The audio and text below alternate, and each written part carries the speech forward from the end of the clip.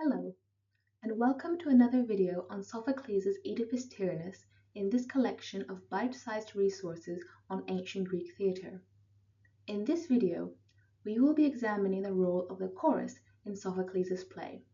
Specifically, we will be thinking about the chorus of Oedipus Tyrannus as being polyvocal, that is, as a group that speaks with multiple voices and from multiple perspectives.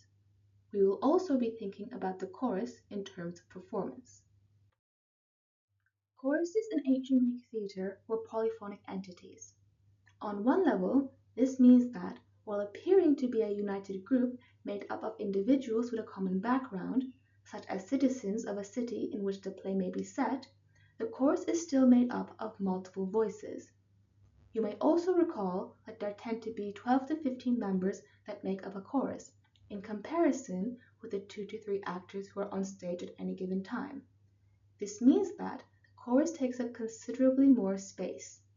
The production of Oedipus Tyrannus, performed by work students in 2020, highlights this polyphony of voices by showing the chorus in a number of different and distinct identities, such as a secretary, a grocer, a merchant, police officers, and others, all of whom come together during the choral odes to voice their concerns about the state of the city.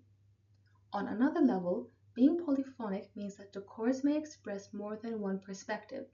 For example, sometimes they may speak as a group of elders in mythical Thebes, sometimes they sing as a group of performers in a ritual context, and at other times they express themselves as a group of citizens who would not be out of place in a 5th century Athenian assembly, and so on.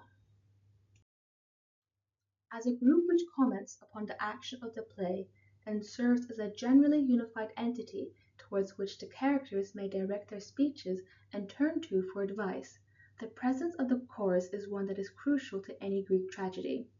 This presence is typically expressed verbally through singing and physically through dancing during the choral odes, which help structure the action within the play. Through their singing and dancing, the chorus take up significant portions of the performance space upon the stage, even when they do not speak. Oedipus Tyrannus, as a play which goes through several shocking revelations about Oedipus's past and true identity, is an excellent play to use when considering the chorus as an entity that continues to occupy and make use of the available performance space, even during scenes when they do not have any lines. The chorus of Oedipus Tyrannus is made up of the elder citizens of Thebes. They are thus men older than Oedipus who would have known the previous king, Laius. Consequently, their identity is strongly tied to the city of Thebes and the house of Labdicus, making their voice one which resonates with that of the city. As Jocasta refers to them, they are lords of the land. This identity of the chorus creates tension with Oedipus's own voice in the play. As the ruler of Thebes, Oedipus is the one who not only speaks for the city, but also acts for it, such as when he sends Creon, his brother-in-law, to Delphi for a consultation with the oracle.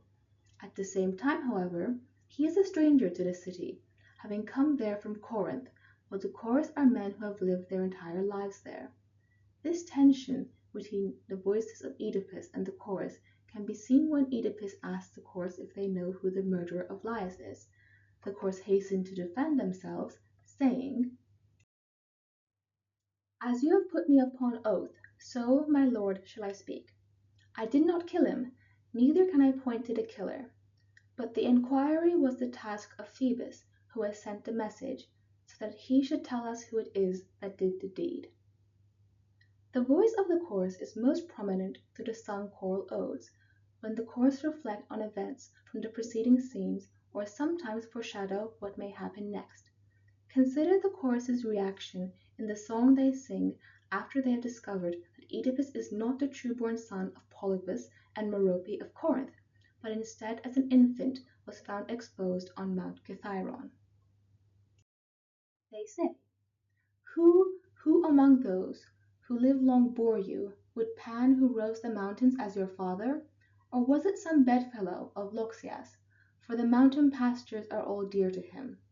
Or was it the lord of Selene, or the Bacchic god dwelling on the mountain tops, that received you as a lucky find from one of the black-eyed nymphs with whom he often plays? Greek mythology is full of examples of gods born in the mountains, so the chorus's assumption that Oedipus must be the son of a god may be a reasonable one. However, the result is that they tragically misinterpret the truth of Oedipus's origins. Jocasta has already fathomed the truth and fled into the house in the previous scene, her exit heightening the tension that has been steadily building throughout the entire play. Moreover, the arrival of the shepherd in the following scene will conclude the string of revelations about Oedipus with the most terrible one.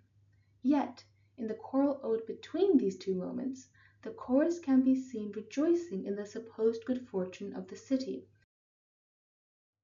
saying, "If I am a prophet, and wise in my judgment, O Cithaeron, you shall not fail to know that tomorrow's full moon exalts you as the fellow native and nurse and mother of Oedipus, and that you are honored by us with dances, as doing kindness to our princes. O Phoebus, to whom men cry out, may these things prove agreeable to you."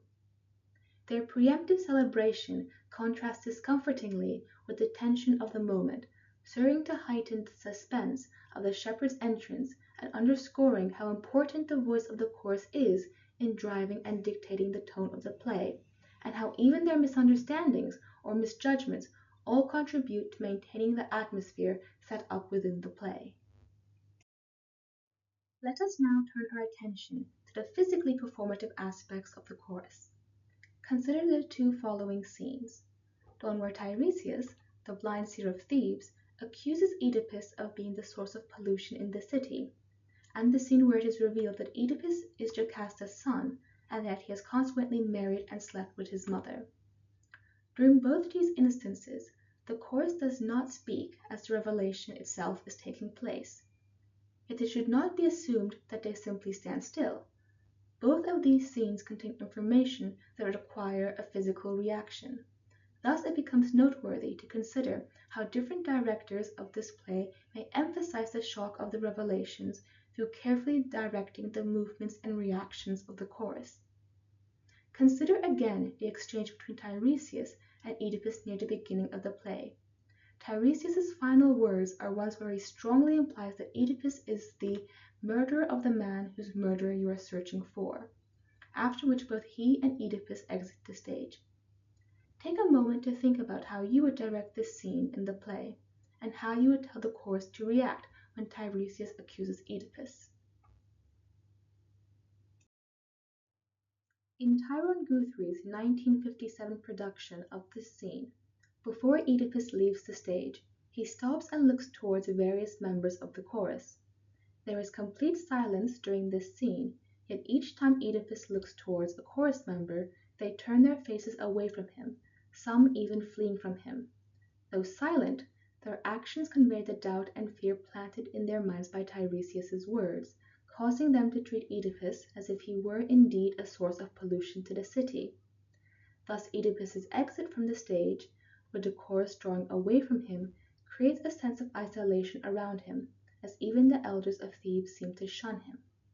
In this way, Guthrie's production shows how, even when silent, the performance choices made concerning the chorus, how they move and react to different characters, contributes heavily to the performance elements of the play, and how these elements in turn create meaning. In the next video, we will be looking more closely at a scene where the chorus describe their movements and show awareness of themselves as a dancing, moving entity, as well as turn our attention towards the concept of meta-theatricality and how the chorus facilitate this within the play. On the screen, you will see a list of further reading for those interested. I would also gratefully like to acknowledge the support of the Hellenic Society in the making of this video. Thank you for watching.